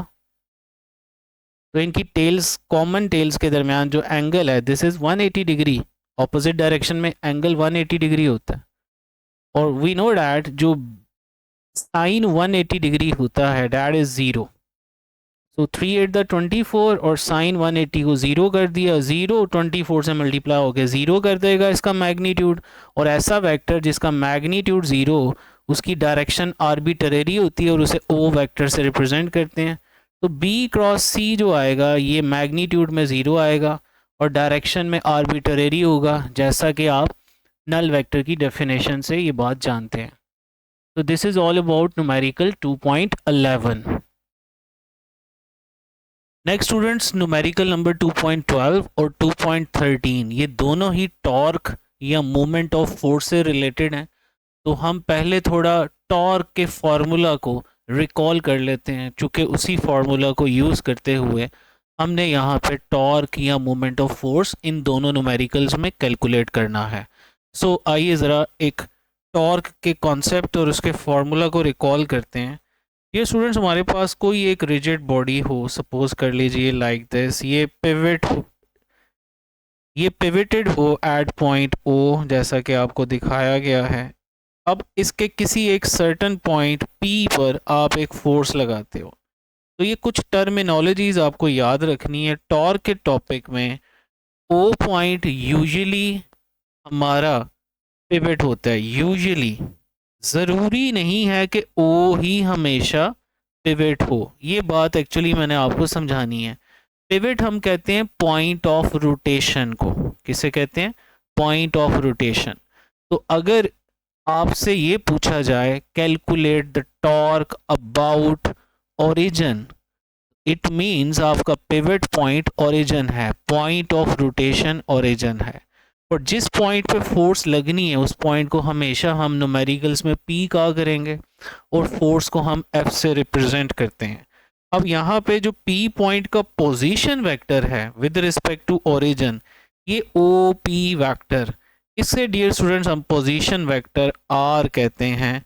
And this is position vector of P where force is acting, यानी ये उस पॉइंट का पोजीशन वेक्टर है relative to pivot, okay, not relative to origin. याद रखिएगा, जब टॉर्क का फॉर्मूला लेना है तो टॉर्क के फॉर्मूला में आपने जो पढ़ा है कि पोजीशन वेक्टर आर और फोर्स जो आप अप्लाई कर रहे हैं इनकी क्रॉस प्रोडक्ट टॉर्क होती है। तो इसका मतलब ये है कि यहाँ पे ये जो आर वेक्टर है ये पोजीशन वेक्टर है, position vector relative to pivot होता है। अब पिवट आप कुछ भी रख सकते हो, तो इसके दो केसेस फिर हम सामने बना लेते हैं। मतलब अगर कभी क्वेश्चन में आए टॉर्क कैलकुलेट करें अबाउट ओरिजिन या मोमेंट ऑफ फोर्स कैलकुलेट करें अबाउट ओरिजिन ओ, ये क्वेश्चन में जब भी आएगा तो इस क्वेश्चन में आर का मतलब होगा ओ पी वेक्टर, क्योंकि इस टाइम हमारा पिवट क्या है, ओरिजिन है। ओके, पिवट क्या है, ओरिजिन। यानी इस फॉर्मूला में जो आर वेक्टर होता है ये पिवट से स्टार्ट होके उस पॉइंट तक जाता है जिस पॉइंट पे फोर्स लग रही होती है, यानी ये पोजीशन वेक्टर किसका है, ऑफ पी है, जहां फोर्स लग रही है relative to pivot. Okay, next अगला केस क्या हो सकता है, सपोज कर लें क्वेश्चन में आपको पी भी मतलब ये पी का पोजीशन वेक्टर भी गिवन हो या फोर्स भी गिवन हो, लेकिन क्वेश्चन में वो कह दे जी टॉर्क कैलकुलेट करें अबाउट अनदर पॉइंट जिसका पोजीशन वेक्टर गिवन हो या कोऑर्डिनेट्स गिवन हो। तो मैं कहना ये चाह रहा हूँ, जब भी क्वेश्चन में वो पूछेगा टॉर्क अबाउट अनदर पॉइंट से ए बी, कोई उस पॉइंट को ए कह देते हैं, तो इस टाइम जो आर होगा वो ओ पी नहीं होगा इस फार्मूला में, इस टाइम आर होगा ए पी। यानी इस फार्मूला में ये जो आर क्रॉस एफ फार्मूला है, इसमें ये जो आर वेक्टर है ये position vector of point P है जहां फोर्स लग रही है, लेकिन रिलेटिव टू पिवट है। अगर तो क्वेश्चन में कुछ नहीं बताया हुआ, कहा हुआ सिंपली टॉर्क कैलकुलेट करें, तो तब हम यूजुअली ओरिजिन को ही पिवट लेते हैं, लेकिन हमारे इन न्यूमेरिकल्स में बाकायदा वो मेंशन करेगा कि आप टॉर्क अबाउट ओरिजिन कैलकुलेट करो या टॉर्क अबाउट अनदर पॉइंट करो। ओके, अब ये मैं बात आपको एपी वेक्टर कैसे फाइंड करना है पहले दो न्यूमेरिकल्स में भी करके आए हैं, और आगे चल के एक और न्यूमेरिकल आता है जिसमें मैंने ये बात आपको सिखाई थी कि जब भी आपने कोई वेक्टर फाइंड करना हो जो किसी एक पॉइंट से दूसरे पॉइंट पे एंड हो रहा है, इस टाइम ये ए से शुरू हो रहा है, पी पे एंड हो रहा है, तो इसमें फाइनल पॉइंट पी हो गया और इनिशियल पॉइंट ए है। तो तरीका क्या होता है, फाइनल पॉइंट के पोजीशन वेक्टर ओ पी में से इनिशियल पॉइंट का पोजीशन वेक्टर माइनस कर देते हैं। जिनको ये बात नहीं पता वो पहला न्यूमेरिकल देख लें, अगर कोई बच्चा ये न्यूमेरिकल डायरेक्टली देख रहा है तो इस कॉन्सेप्ट को मैंने वहाँ पे समझाया हुआ है। ओके, तो ये बातें याद रखते हुए हम आगे चलते हैं और न्यूमेरिकल्स करते हैं। अगर आपको ये बातें याद होंगी तो ये न्यूमेरिकल्स आपके लिए हलवा हैं, वरना आप रट्टे लगाते रहोगे। तो अगर हो सके तो यही बातें अगर तो कंप्लीट समझ आ गई हैं तो बेहतर है, नहीं अगर 100% क्लियर हुई तो इसी बात को, ये पिछले 2-3 मिनट्स में जो मैंने बातें बताई हैं, इनको आप दोबारा सुने, इन बातों को अच्छी तरह से समझ लें। अब हम न्यूमेरिकल सॉल्व करते हैं। देखें जी, न्यूमेरिकल 2.12, टॉर्क और turning effect of force about a given point is given by R cross F. Okay, और साथ ही उसने आर वेक्टर डिफाइन भी किया है जो मैं अभी आपको बता के आया हूं। R is the vector from the given point. ये गिवन पॉइंट क्या है, ये एक्चुअली पिवट है, from given point to the point of application of force, जिसे हमने पॉइंट पी कहा था। यानी अगर आपको वो अबाउट ओरिजिन कहेगा तो आप ओ से पी का वेक्टर लोगे इस फॉर्मूला में, आर क्रॉस एफ में। ओके, फोर्स हमें गिवन है जनाब -3i cap plus J cap plus 5k cap, newton साथ लिखा हुआ है, यानी यूनिट्स गिवन है इस दफ़ा। Okay, acting on the point, ये पॉइंट पे एक्ट कर रही है। आपको मैंने बताया हुआ है अगर वेक्टर गिवन हो तो उससे पॉइंट कैसे बनाते हैं, यानी ये जो पॉइंट P है इसका कोऑर्डिनेट्स की शक्ल क्या होगी, 7,3,1। ये आपको मैं समझा चुका हूँ पिछले न्यूमेरिकल्स में कि कोई पॉइंट हो ऐसे कोऑर्डिनेट्स की शक्ल में गिवन हो तो उससे पोजीशन वेक्टर कैसे बनाते हैं, उसी पॉइंट के कोऑर्डिनेट्स के साथ आई कैप जे कैप के कैप लगा लेते हैं, और अगर आई कैप जे कैप के कैप को हटा के बीच में कॉमा डाल दें तो यही पॉइंट के कोऑर्डिनेट्स फॉर्म में आ जाता है वो। और साथ ये भी बताया हुआ है कि इसका यूनिट मीटर है। ओके, पूछा हुआ है what is the torque in newton metre about origin. लो जी, ये अबाउट वाली बात आ गई। अबाउट ओरिजिन का मतलब है यहाँ पिवट ओरिजिन है, पिवट ओरिजिन है ओ। तो सिंपली हम जो डाटा गिवन है इसमें सिंपली फोर्स सबसे पहले लिख लेते हैं, -3i cap plus J cap plus 5k cap. Okay, इसके बाद स्टूडेंट्स हमें जो पोजीशन वेक्टर गिवन है ये P पॉइंट का पोजीशन वेक्टर है with respect to origin. Okay, तो ये OP हमें गिवन है। जब भी आपको किसी पॉइंट का पोजीशन वेक्टर गिवन होगा सवाल में, वो हमेशा ओरिजिन से ही होता है, वो OP हमें गिवन है, that is R vector in this case ये मैं बात पीछे समझा के आया हूँ कि जब अबाउट ओरिजिन होता है तो आर ही ओपी होता है या ओपी ही आर होता है, एक ही बात है। तो ये आर गिवन है 7i cap plus 3j cap plus k cap. Okay, हमें चाहिए जी टॉर्क अबाउट ओरिजिन ओ, इसको हम लिख लेते हैं जी टॉ, वेक्टर फॉर्म में हमने आंसर निकालना है टॉ क्वेश्चन मार्क। कैलकुलेशंस में टॉर्क का फॉर्मूला लगाया जी आर क्रॉस एफ, और इस टाइम जो आर है वो ओ पी है, O P cross F. Next students, एक बात याद करें, हमने क्रॉस प्रोडक्ट और वेक्टर प्रोडक्ट की करेक्टरिस्टिक में चौथे नंबर पे ये पढ़ा था कि किसी भी क्रॉस प्रोडक्ट को डिटर्मिनेंट फॉर्म में लिखा जा सकता है, जिसमें पहली रो हमेशा आई कैप होती है, जे कैप होती है और के कैप होती है। ओके, आई जे के कैप, ये पहली रो में हमेशा ऐसे ही आएगा। फिर दूसरी रो में जो क्रॉस प्रोडक्ट में पहला वेक्टर होगा उसके कंपोनेंट्स आएंगे। ओके, यानी ओ पी वेक्टर के कंपोनेंट्स आएंगे, यानी आर वेक्टर के कंपोनेंट्स आएंगे। तो कंपोनेंट्स क्या होते हैं, आई के साथ जो लिखा होता है वो एक्स कंपोनेंट होता है, वाई के साथ जो लिखा होता है वो वाई कंपोनेंट होता है, और जो के कैप के साथ लिखा होता है वो जी कंपोनेंट होता है। सो यहाँ पे सिंपली आर के कंपोनेंट्स आगे 7 3 1, और फोर्स के कंपोनेंट्स आपके सामने -3 1। जहाँ कोई कुछ ना लिखा हो, खाली जे कैप लिखा हुआ था तो वहाँ 1 होगा, 1 जे कैप, तो -3 1 और 5, ये इसके कंपोनेंट्स आ गए -3 1 5। अब स्टूडेंट्स ये 3/3 का डिटर्मिनेंट है, यानी इसका जो ऑर्डर है 3/3, इसमें 3 रोज और 3 कॉलम्स हैं।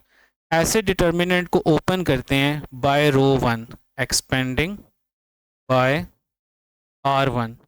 अब इसको एक्सपैंड करने का तरीका क्या है जनाब, आपने फर्स्ट रो से एक्सपैंड करना है, मतलब फर्स्ट रो का पहला मेंबर पहले आपने लिखना है। ओके, सपोज करो ये जो डिटर्मिनेंट लिखा हुआ है इसमें स्टूडेंट्स जो पहला मेंबर है पहली रो का, that is i cap. Okay, इसको येलो से मैं शो कर देता हूँ, दिस इज आई कैप।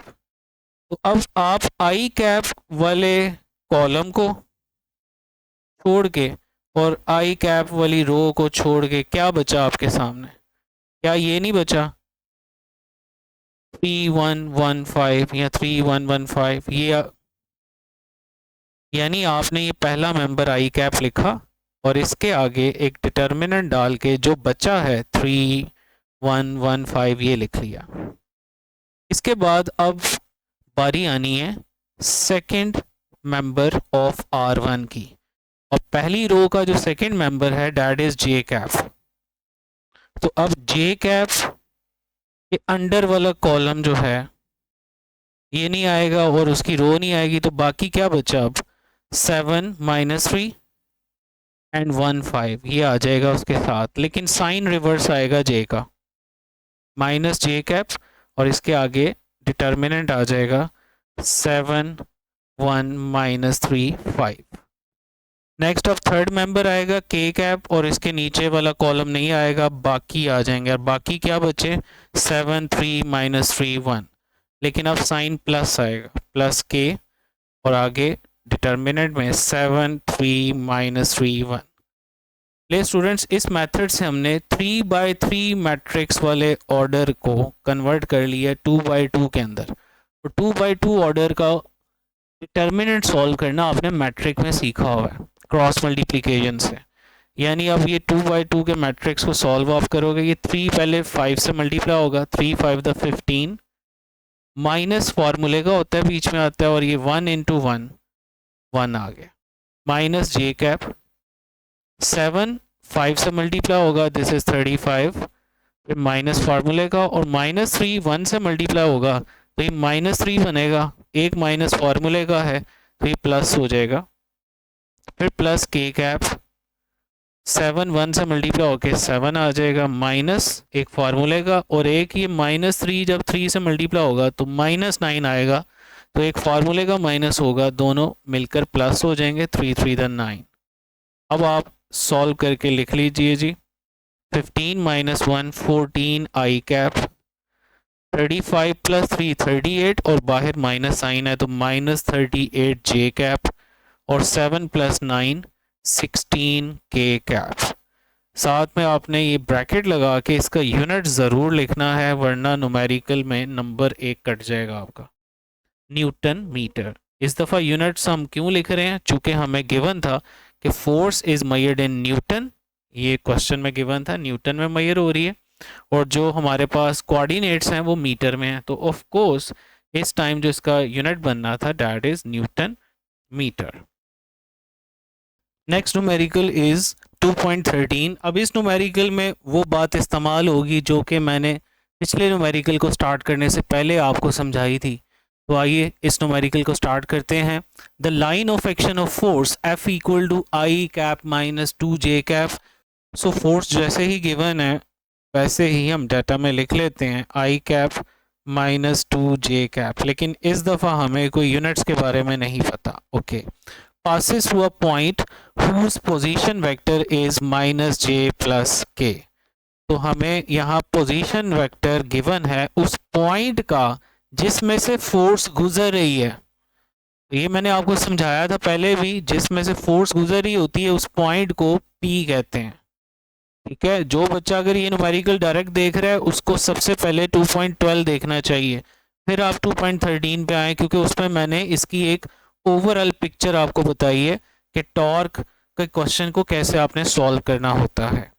अच्छा, अब हमें ये ओ पी गिवन है जी। अब इसे R1 R2 लिखने की कोई ज़रूरत नहीं है, बस आप अगर O P O Q O ए ये पोजीशन वेक्टर को इस तरह लिखना सीख गए तो कोई मसला नहीं है इन क्वेश्चंस में। अच्छा जी, ओ पी वेक्टर आ गया minus J cap plus K cap. अब ए पार्ट में जनाब ये कह रहा है हमें find the movement of F यानी टॉर्क।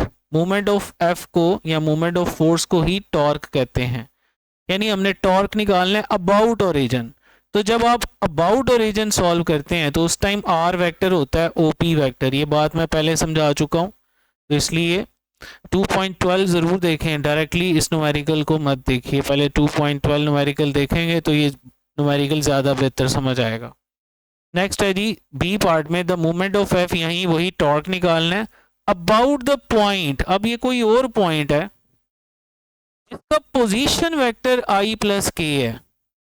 अब इस पॉइंट को कोई नाम देना होगा ना, कोई नाम दे देते हैं ए का, तो इसके कोऑर्डिनेट्स क्या होंगे 1,0,1।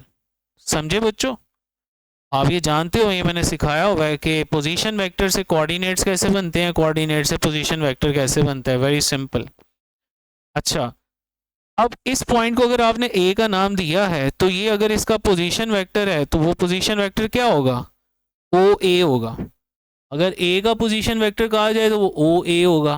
पोजीशन वेक्टर हमेशा ओ से शुरू होता है, ओके, जनरल सेंस में जो पोजीशन वेक्टर होता है, लेकिन जो टॉर्क के फार्मूला में पोजीशन वेक्टर होता है वो आपको मैं बता चुका हूँ न्यूमेरिकल 2.12 में। ओके, तो उसको अभी हम थोड़ा सा और डिटेल से देखेंगे। तो ओ ए वेक्टर हमें जो गिवन है जनाब वो है आई कैप प्लस के कैप। इससे मैं ऐसे भी लिख सकता हूँ आई कैप प्लस 0 जे कैप प्लस के कैप। जो मिसिंग होता है उसको 0 कर दें। अब ओ पी में आई नहीं है तो 0 आई लिख लो, minus J cap plus K cap. ऐसे भी लिखा जा सकता है, कोई मतलब ना भी लिखें तो चलेगा, इतना कोई मसला नहीं है। अब ए पार्ट में हमने कैलकुलेट करना है जी टॉर्क अबाउट ओरिजिन ओ, इसको हम टॉ 1 कह देते हैं या सिंपल टॉ टॉ डैश कर लो, जो मर्जी कर लो, उससे फ़र्क नहीं पड़ता, वेक्टर फॉर्म में सॉल्व करना है। और बी पार्ट में हमने टॉर्क अबाउट ओ नहीं निकालना, अबाउट अनदर पॉइंट निकालना है जिसका पोजीशन वेक्टर हमें गिवन था, उसको हमने ए का नाम दिया था उस पॉइंट को। अबाउट ए आ गया, इसे टॉ 2 कह देते हैं क्वेश्चन मार्क। ले जी ए पार्ट की तरफ अब आते हैं। वी नो डैट टॉर्क का फॉर्मूला है जी आर क्रॉस एफ, लेकिन जब आप टॉ 1 सॉल्व कर रहे हो यानी टॉर्क अबाउट ओरिजिन सॉल्व कर रहे हो तो इस टाइम आर का मतलब क्या है ओ पी। अबाउट ओरिजिन का मतलब है कि इस टाइम फार्मूला में जो आर है वो ओ से शुरू होगा और पी पे एंड होगा, ओ पी क्रॉस एफ। लो जी, वही टॉर्क का फॉर्मूला क्रॉस प्रोडक्ट वाला जो पिछले न्यूमेरिकल में भी अप्लाई किया था, डिटर्मिनेंट वाला, जिसमें मैंने बताया था पहली रो हमेशा आई कैप जे कैप के कैप होती है। दूसरी रो में पहले वेक्टर के कंपोनेंट्स आते हैं। पहला वेक्टर हमारे पास ओपी है और ओपी वेक्टर के ये कंपोनेंट्स लिखे हुए हैं मैंने, 0 -1 1, 0 -1 1। फिर हमने फोर्स के कंपोनेंट्स लिखने हैं। फोर्स को भी आप ऐसे लिख सकते हो, चूंकि इसमें के मौजूद नहीं है तो आई कैप -2 जे कैप प्लस 0 के कैप। तो इसके कंपोनेंट्स बनेंगे फोर्स के 1 -2 एंड 0, 1 -2 एंड 0। अब इसको एक्सपेंड करते हैं उसी तरीके से जैसे हमने पहले किया था, एक्सपेंडिंग बाय फर्स्ट रो या R1। तो आई कैप पहले लिखा और नीचे वाला कॉलम छोड़ के बाकी डिजिट्स लिख लिए, -1 1 -2 0। फिर साइन चेंज करके जे कैप लिखा, माइनस जे कैप, और जे कैप के नीचे वाला कॉलम छोड़ के बाकी सब कुछ लिख लेंगे, 0 1 1 0। फिर प्लस के कैप आएगा, यानी ये आई जे के जो आ रहे हैं ये ऑल्टरनेट साइंस के साथ आ रहे हैं, ये आपने याद रखना है, प्लस माइनस प्लस। और के नीचे वाले कॉलम को छोड़ के बाकी वाले डिजिट्स अगर आप लिख लें तो आंसर आ जाएगा, ये आ जाएंगे 0 -1 1 -2। तो अब इसको आप ओपन कर लो, 2/2 वाले जो पार्ट्स अब बन गए हैं क्रॉस मल्टीप्लिकेशन से, -1 × 0 0, फिर माइनस फॉर्मूले का, और -2 × 1 इज -2, और एक फार्मूले का माइनस है तो ये +2 हो जाएगा। आई होप आप समझ रहे हैं। ये 2/2 ऑर्डर वाला मैट्रिक्स को सॉल्व करना आप सब लोगों ने मैट्रिक में सीखा हुआ है। अच्छा जी, माइनस जे कैप, नेक्स्ट इसको ओपन कीजिए, 0 × 0 0, -1 × 1 1, फिर plus K cap, 0 × -2 is 0, minus फॉर्मूले का 1 × -1 इज -1, और -1 × -2 फार्मूले का है वो +1 हो जाएगा। तो ये टॉ1 आ गया मेरे पास। इसके ऊपर वेक्टर का साइन भी डाल दीजिए ज़रा इस फार्मूला में, मैं ये साइन डालना भूल गया था। अच्छा जी, आंसर आ गया हमारे पास 2 आई कैप, ये माइनस जे और अंदर ब्रैकेट में -1 है तो minus minus plus J cap और प्लस के कैप। इसके साथ यूनिट्स लिखने की ज़रूरत नहीं है चूँकि हमें क्वेश्चन में फोर्स और कोऑर्डिनेट्स के यूनिट्स मेंशन नहीं किए हुए, तो इसको ऐसे ही लिखना ठीक होगा। Next is B part. अच्छा जी, बी पार्ट में हमें कैलकुलेट करना है टॉ2 जो कि था टॉर्क अबाउट ए। तो इसमें स्टूडेंट्स आर जो होगा वो ए से शुरू होके पी पे एंड होगा, ए पी वैक्टर होगा। तो इसलिए यहाँ पे हमें ए पी वैक्टर पहले फाइंड करना है। वो मैं आपको बता चुका हूँ, जब भी आपने वेक्टर फाइंड करना हो from any initial point two any final point, इस टाइम इनिशियल पॉइंट ए है और फाइनल पॉइंट पी है, ए पी वैक्टर, तो ये बराबर होता है हमेशा फाइनल पॉइंट का पोजीशन वेक्टर ओ पी में से आपने इनिशियल पॉइंट का पोजीशन वेक्टर ओ ए माइनस करना होता है। अब ओ पी भी हमें गिवन है डाटा में, ओ ए भी गिवन है, तो इनको सिंपली माइनस करना है। तो ए पी जनाब मेरे पास आ गया, ओ पी वैक्टर है -j + k, और ओ ए वैक्टर है, इसको माइनस करना है तो साइन चेंज करने हैं, -i - k। तो आप देख रहे हैं ये -k और +k कैंसिल हो गए, तो मेरे पास बचा -i कैप -j कैप। इसमें अब k कैप नहीं बचा तो उसे मैं 0 k कैप लिख सकता हूँ। ये आ गया मेरे पास ए पी वैक्टर।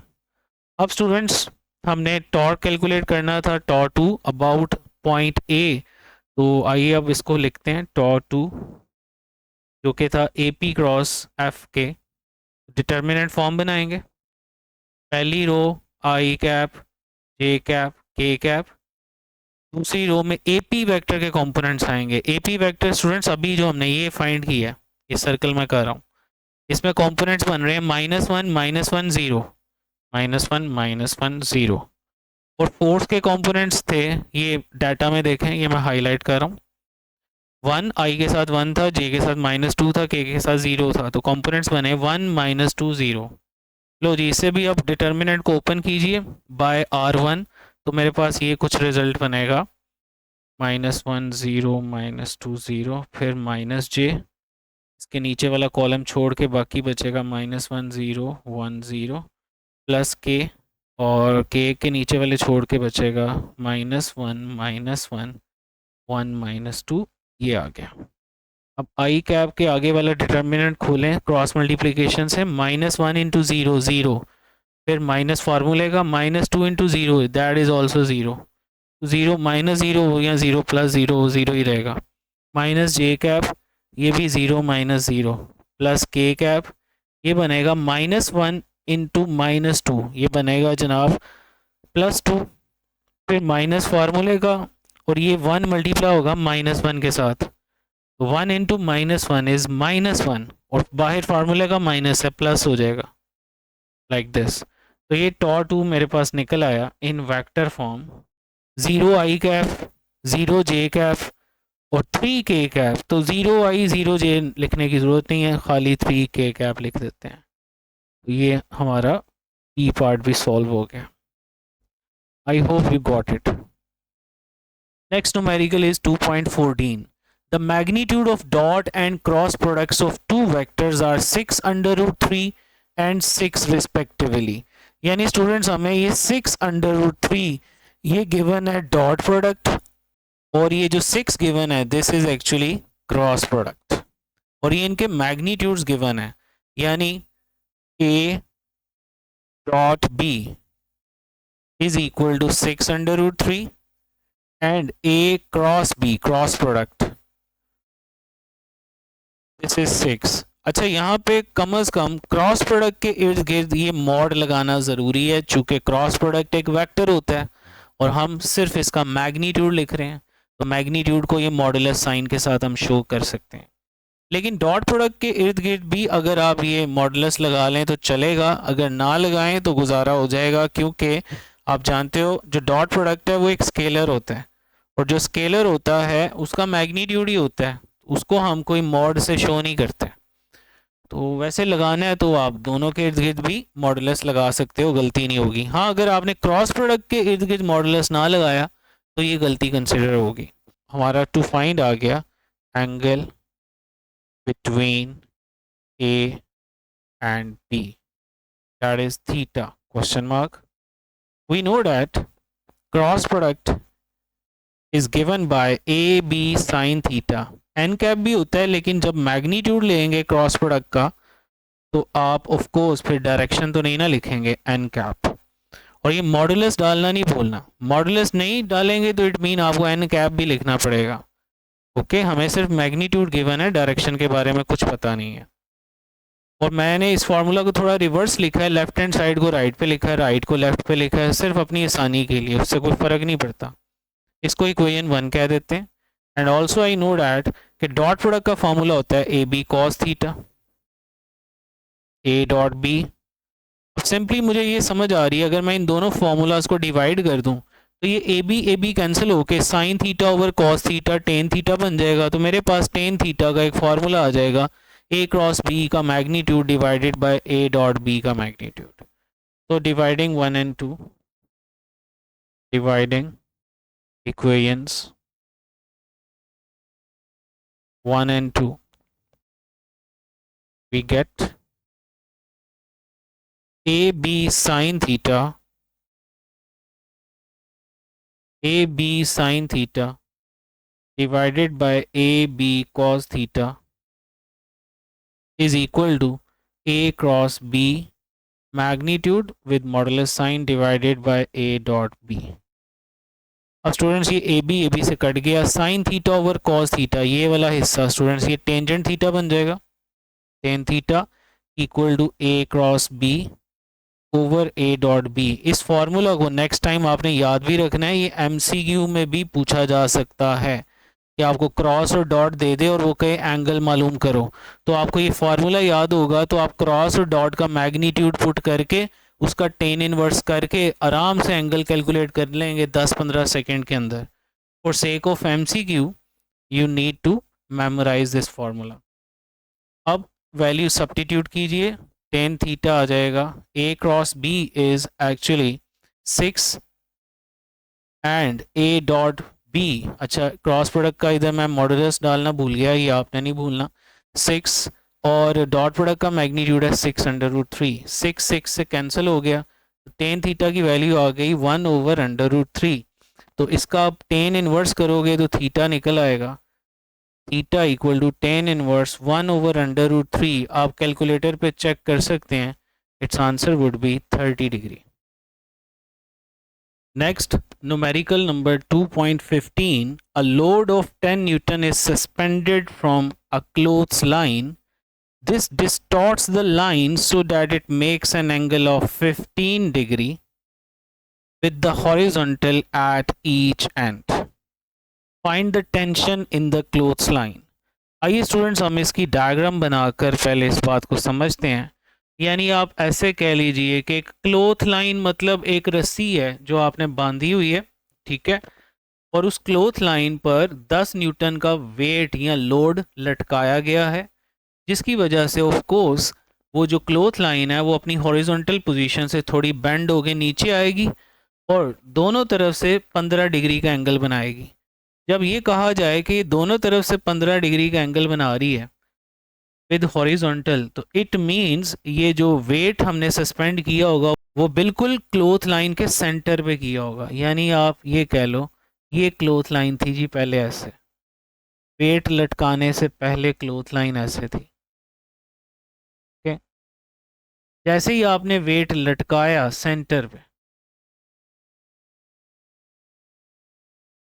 तो अब ये रस्सी दोनों साइड से क्लोथ लाइन बेंड हो गई, making equal angle of 15 degree with the horizontal line. Check करें, ये बेंड होके नीचे आ गई है क्योंकि इस टाइम आपने सेंटर पे एक वेट हैंग किया हुआ। दिस इज द वेट,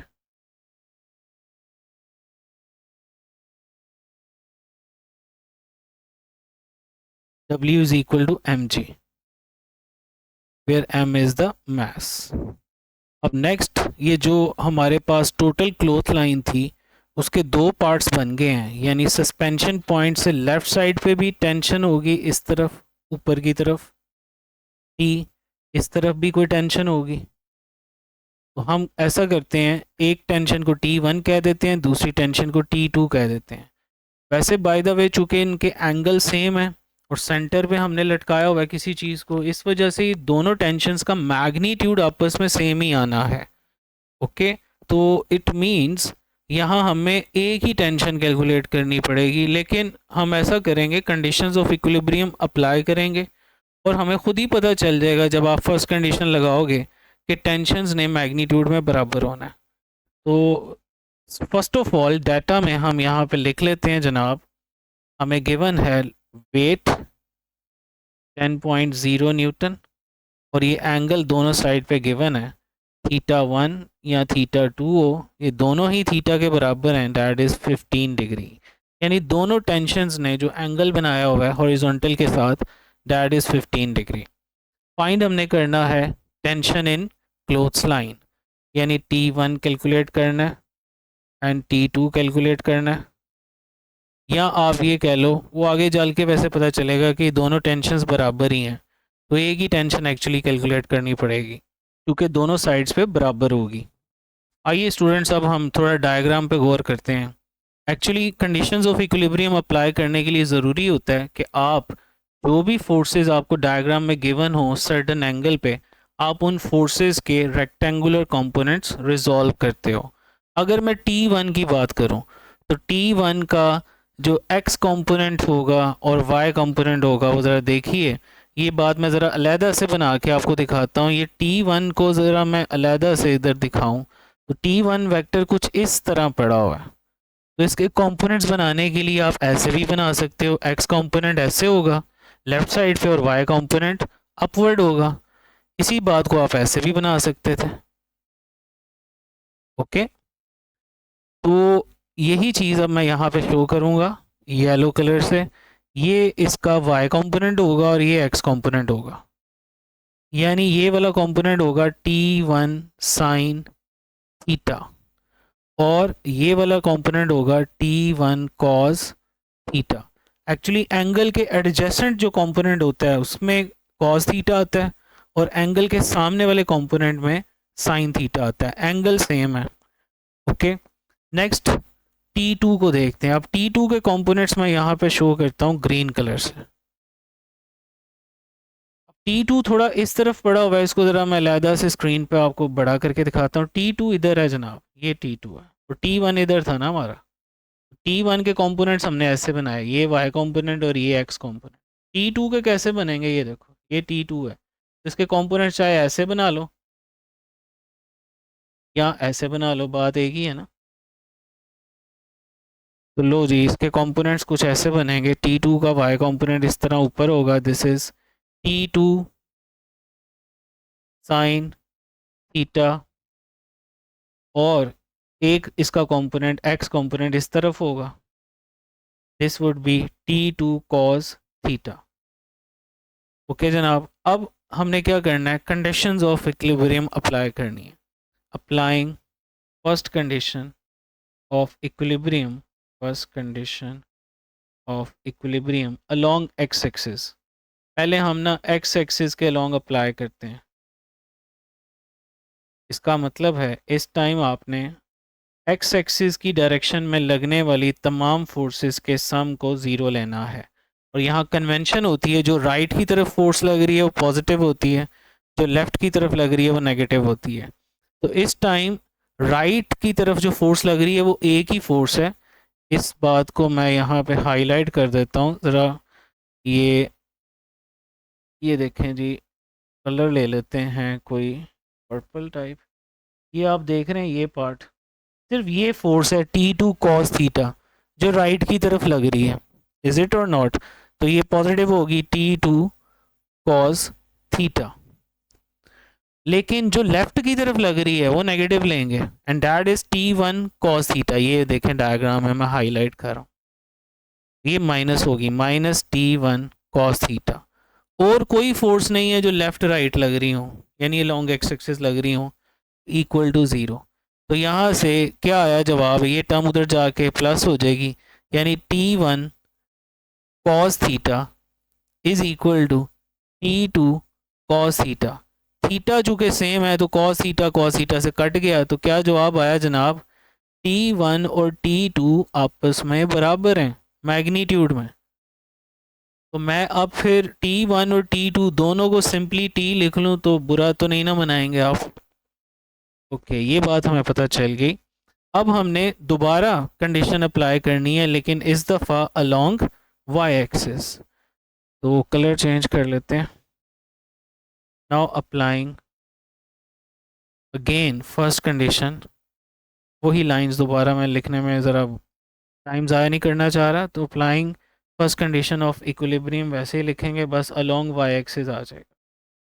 तो ये आएगा sum of all forces along Y axis must be zero. अब इस केस में कन्वेंशन क्या होती है कि ऑल फोर्सेस जो अपवर्ड एक्ट करेंगी उन्हें पॉजिटिव लेंगे, जो डाउनवर्ड एक्ट करेंगी वो नेगेटिव। तो इसमें ऊपर की तरफ एक्ट करने वाली जो लाइनें हैं इनको भी मैं हाईलाइट कर रहा हूँ रेड कलर से ही। ये दो आपको नज़र आ रही हैं, एक येलो कलर की T1 साइन थीटा और एक ग्रीन कलर की T2 sine theta. T1 sign theta और T2 साइन थीटा, ये दोनों ऊपर लग रही हैं, ये दोनों अपवर्ड लग रही हैं यानी ऊपर की तरफ, तो दोनों पॉजिटिव कंसिडर होंगी। और जो वेट है आप देखें, ये वेट नीचे एक्ट कर रहा है तो ये नेगेटिव होगा, माइनस डब्ल्यू। इन तीनों के अलावा अलोंग वाई एक्सिस कोई फोर्स नहीं लग रही, इक्वल टू ज़ीरो। अब आगे आप जानते हो T1 T2 मैग्नीट्यूड में बराबर है और दोनों T हैं, तो मैं T1 की जगह भी T लिख लिया, T साइन थीटा, और T2 की जगह भी T लिख लिया, T साइन थीटा, और माइनस डब्ल्यू दूसरी साइड पे जाके प्लस डब्ल्यू हो गया। अब T sine theta plus T sine theta ये बन जाएगा 2T sine theta equal to W, और W बराबर mg होता है आप जानते हो। सो T आ गया W ओवर 2 साइन थीटा। ये टेंशन का हमारे पास एक फार्मूला आ गया। अब इसमें वैल्यूज पुट करें जी, वेट हमें गिवन है 10 न्यूटन और एंगल दोनों साइड पे इक्वल गिवन था 15 डिग्री। इसको स्टूडेंट्स आप सॉल्व कर लें, आंसर आ जाएगा 19.3 Newton.